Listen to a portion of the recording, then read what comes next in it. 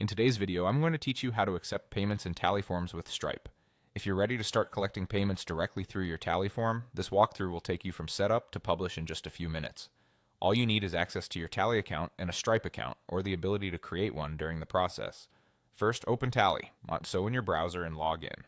From your dashboard, head to My Forms and open the form where you want to accept payments. Choose the exact place in your form where a payment section makes the most sense, typically near the end, after you've collected the important details from your respondent. Click into that spot and type a / to open the block menu, then choose Payment. This adds a payment block inside your form. The / command is a quick way to insert elements, and using it ensures the payment block lands precisely where you want it. Inside the new payment block, click Connect Stripe. Stripe is the secure payment processor that will handle transactions for your form. After clicking Connect Stripe, you'll choose the currency you want to charge in and set the amount. You can make this a fixed price, ideal for products or set fees, or user-defined, which is great for donations or pay-what-you-want setups. Take a moment to confirm the correct currency for your audience, as this affects how prices are displayed and processed.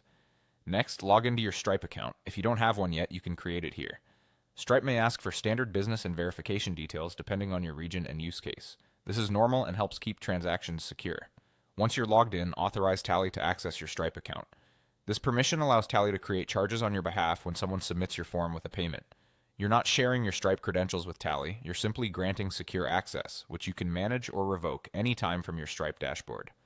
After Stripe is connected and your payment settings look good, return to your form and click Publish.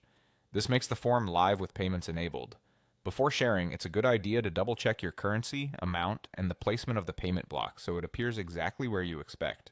When you open the published form, you should see the payment section ready for your respondents to complete their purchase or contribution. That's it, your Tally form is now set up to accept payments through Stripe.